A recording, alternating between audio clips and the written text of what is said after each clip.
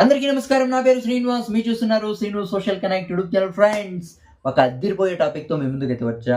ఒక్క లైక్ ఇచ్చి నన్నైతే సపోర్ట్ అయితే చేయండి. ఇంకా మంచి మంచి టాపిక్స్‌తో మీ ముందుకైతే వస్తా. ఇక లేట్ చేయకుండా టాపిక్‌లోకైతే వెళ్ళిపోదాం. ఏంటి బ్రో, రామ్ గోపాల్ వర్మ ఏంటి నోట్లో సిగరెట్ పెట్టుకొని గడ్డం ఇడిచేసి ఏంటి బ్రో ఇంత దారుణంగా ఉన్నాడు? ఏ సినిమాలో విలన్‌గా చేస్తా ఉన్నాడని చాలా మందికైతే డౌట్ రావచ్చు. నిజంగా విలన్‌గా కాదు, 63 ఏళ్ల వయసులో ఈ మహానుభావుడు రామ్ గోపాల్ వర్మ హీరోగా ఎంట్రీ ఇస్తా ఉన్నాడు. ఇది పెద్ద షాకింగ్ న్యూస్, అవునా కదా? ఏం మామూలు విషయమా? 63 ఏళ్ల వయసులో ఇన్ని సినిమాలు డైరెక్ట్ చేసినాడు. ఇప్పుడు హీరోగా అయితే ఎంట్రీ ఇస్తా ఉన్నాడు. అసలు రామ్ గోపాల్ వర్మ అంటేనే పెద్ద కాంట్రవర్సీ.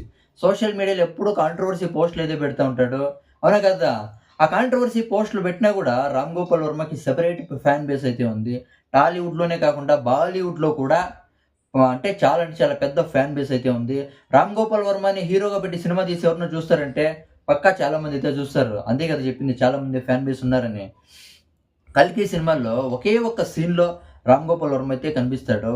ఆ సీన్‌కి విపరీతమైన కేకలు, విపరీతమైన అరుపులు, అవునా కదా? అలా ఉంది సీను. ఒకే ఒక డైలాగే ఉండేది రామ్ గోపాల్ వర్మకి, కానీ అద్దిరిపోయింది. కానీ డైరెక్ట్‌గా ఈసారి హీరోగానే ఎంట్రీగా ఇస్తా ఉన్నాడు రామ్ గోపాల్ వర్మ 63 ఏళ్ల వయసులో. ఇంతకీ ఈ మహానుభావుడిని రామ్ గోపాల్ వర్మని హీరోగా పెట్టి డైరెక్ట్ చేస్తా ఉండే ఆ మహానుభావుడు ఎవరంటే, నూతన్ అనే డైరెక్టర్, కొత్త డైరెక్టర్ రామ్ గోపాల్ వర్మని హీరోగా పెట్టి సినిమా అయితే తీస్తా ఉన్నాడు.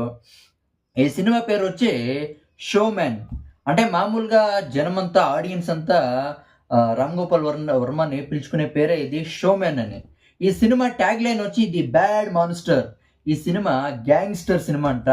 అది ఎట్లుంటుందో చూడాలా. మహానుభావుడు రామ్ గోపాల్ వర్మ హీరోగా ఇస్తా ఉన్నాడు. ఇక ఈ సినిమాలో విలన్ వచ్చి సుమన్. సుమన్ అయితే విలన్‌గా చేస్తా ఉన్నాడు. ఈ సినిమాలో వీళ్ళిద్దరి క్యారెక్టర్స్ గురించి మనకైతే తెలుసు. ఇంకెవరి గురించి మనకైతే తెలీదు. నెక్స్ట్ ఇయర్ సంక్రాంతికి ఈ సినిమా ట్రైలర్‌నైతే రిలీజ్ అయితే చేస్తారంట. తర్వాత ఈ సినిమా ఎప్పుడు రిలీజ్ అవుతుందని రిలీజ్ డేట్‌ని కూడా అనౌన్స్ అయితే చేస్తారంట.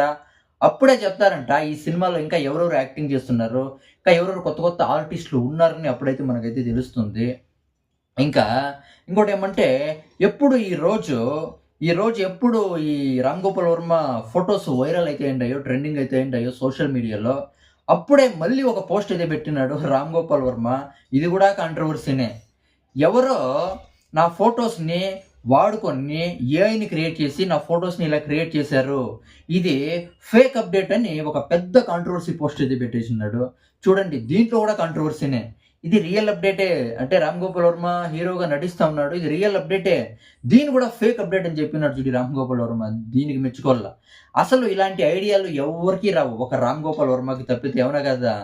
దీని గురించి మీరేమనుకుంటారో కామెంట్ అయితే చేయండి. Bye bye.